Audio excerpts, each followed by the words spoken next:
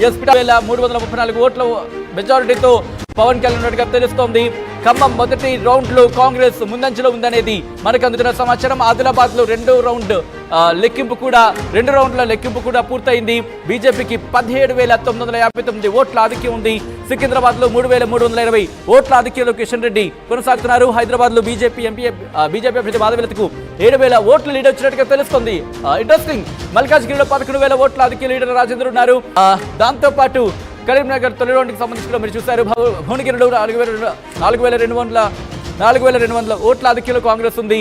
మహబూబాద్ లో 4,561 ఓట్ల ఆధిక్యం అక్కడ కొనసాగుతున్నట్టుగా తెలుస్తోంది అభ్యర్థులకు సంబంధించి. ఖమ్మం మొదటి 259 ఓట్ల లీడ్ ఉన్నట్టుగా తెలుస్తోంది. ఒక్కసారి మా ప్రతినిధి కృష్ణమోహన్ దగ్గరికి వెళ్లే ప్రయత్నం చేద్దాం. ఆంధ్రప్రదేశ్ కి సంబంధించి, ఎందుకంటే కాంగ్రెస్ సంబంధించి ఒక లీడ్ కొనసాగుతుంది. ఒకసారి ఆ లీడ్ ఏంటో తెలుసుకునే ప్రయత్నం చేద్దాం.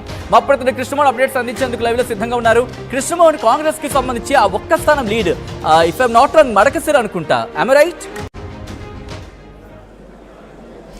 మడకసిరిలో మొదటి రౌండ్కి వచ్చేసరికి కొంత లీడింగ్ అయితే కనబడుతున్న పరిస్థితి అయితే ఉంది.